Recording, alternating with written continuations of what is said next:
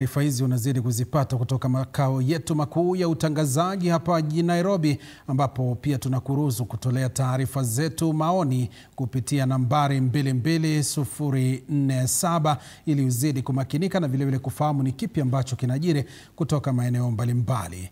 Hali ya huzuni na majonzi imetanda katika kijiji cha Shikoti B, eneo bunge la Rurambi, kaunti ya Kakamega, baada ya mwili wa mtoto wa mwaka 1.5 kupatikana ndani ya mto mita chache kutoka nyumbani kwao. Kwa mujibu wa wazazi wa mtoto huyo, Elizabeth Nanjala na Frederick Kuteka, mamake alimwacha akicheza na watoto wenzake kabla ya kuelekea kwenye ushirika wa kanisa. Alirejea nyumbani na kupokea taarifa za kushtusha kuhusu kifo cha mwanawe. Inadaiwa kuwa kakake marehemu mwenye umri wa miaka 7 alielezwa na watoto wengine aliporejea kutoka shuleni kuwa dadake alikuwa ameanguka mtoni. Alikimbilia eneo la tukio na baada ya juhudi zake za kumpa huduma ya kwanza kugonga mwamba, aliubeba mwili wa dadake na kuuleta nyumbani. Familia tayari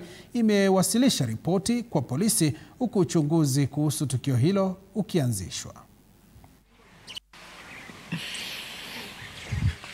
Wangu sasa Eugene mwenye aliniambia mimi vile nilikuwa natoka shule, je akakuja akaniambia mtoto wenu ako kwa mtoni, enda uone mtoto wenu ako kwa mtoni na amekufa. Mtoto wangu alikuja akaingia kwa nyumba akabadilisha uniform na akateremka kwa mtoni. Mtoto anateremka kwa mtoni, kweli alipata mtoto ni kichwa ilikuwa kwa maji, miguu ilikuwa juu. Mtoto akatoa mtoto kwa maji akamweka pale.